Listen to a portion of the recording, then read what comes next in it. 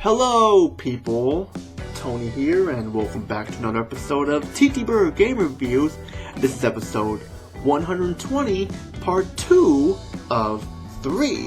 And this is of my Colony Wars series review, and those of you who missed what happened in part 1, fear not, I got a little TTBurger recap here to show you all what you missed in episode 120 part 1, as I took a look at the game Colony Wars for the PlayStation by Psygnosis and gave it a 9 out of 10 because of the frame rate not being the greatest, and some of the missions were kind of hard and stuff like that, but it was still a fantastic space combat shooter that I definitely recommend you all to pick up if you're a fan of those type of games, especially for the PlayStation. Now, for episode 120 part 2, we're going to look at the sequel to Colony Wars, and we got it right here, once again done by Psygnosis. This is Colony Wars Vengeance on the PlayStation here, and we got a lot to talk about here, so let's get started. Now, my thoughts on Colony Wars Vengeance is this. It's a good game, good sequel, but just keep in mind, it's not as good as its predecessor, and it does shock me because I was actually expecting some improvement here and stuff because I thought this game was going to be better. But keep in mind, it has some drawbacks that not make it as good as the original Colony Wars here, but we'll talk about that later on.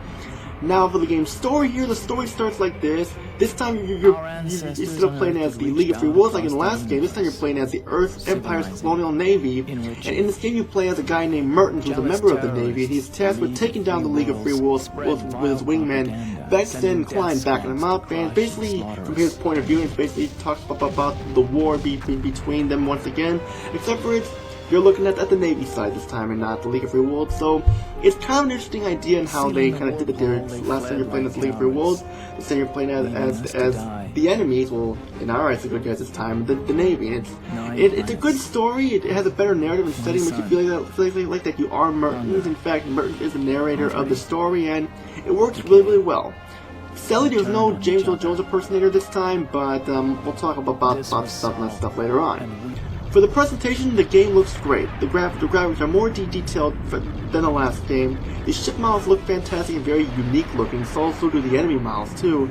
The backgrounds also have a lot of detail and they feel very alive, and the cutscenes are fantastic and they look good to this day. The frame rate is improved over the original Colony Wars, but there are still some instances where you can see some slowdown and stuff, but it's not as very noticeable as it was in the first game.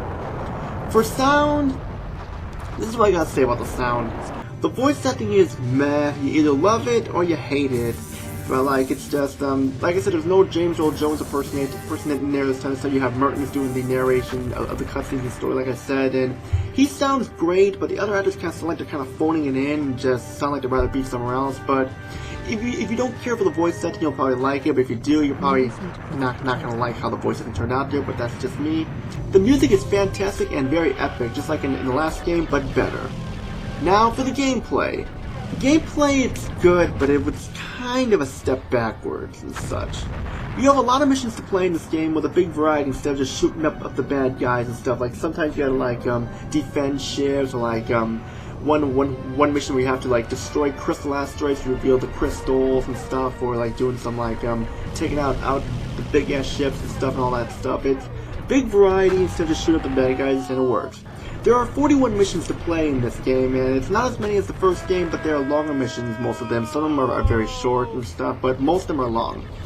One cool thing that they added here is that you can even play missions on the surface of certain planets, and it's a nice feature to have instead of just flying around in space the whole time. They took it to the next level and stuff, definitely.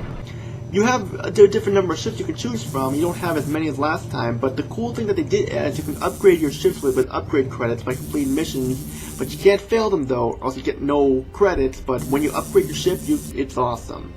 This is another win-lose game where you win or lose, the game keeps going, but if you lose, you go down a different path like last time. You have multiple endings like in the last game. The controls are very smooth, just like last time, and this time it's only on one disc, so I guess that's understandable because there's less missions here, but still they're long missions, so it's understandable. But now we talked all about the good parts here of Colony Wars Vengeance, now let's talk about the bads.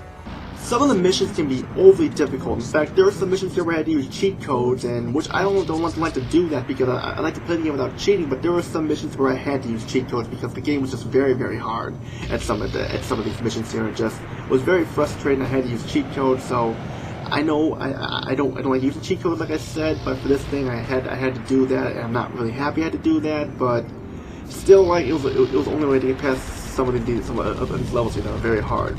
The enemy AI can be very cheap, especially when they fire missiles at you. It's almost impossible to avoid them unless you're able to get lucky and speed away as soon as you can. I mean, I was able to avoid them sometimes and stuff, but for the most part, yeah, it's very hard to avoid the missiles at times being shot at you and stuff. And of course, the friendly AI units can still get in the way when you try to shoot down the enemies, and of course, if you do it too many times, like in the last game, you'll get in trouble and they'll turn against you and stuff.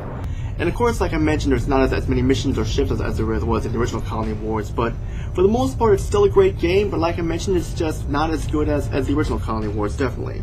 So, aside from that, though, there's not much else I can say here, except for the fact of what I said, and my final thoughts are, if you can find this game and you want some fix for more Colony Wars, definitely pick up Colony Wars Vengeance, because it's definitely worth owning, even though the original game was better and stuff. This game is still worth owning to have in your collection of Colony Wars games and PlayStation games and Space Combat games overall.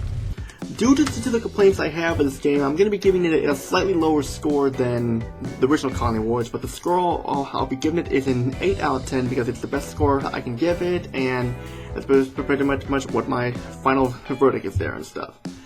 And it's it for episode 120 part 2 of 3. Stay tuned for episode 120 part 3 of 3. We'll be looking at the final Colony Wars game called Colony Wars 3 Red Sun. Now, how does this game fare from the first two games? Stay tuned to find out. That's all I gotta say. This is Tony. Peace out and have a great day, and see you all in episode 120 part 3 of 3.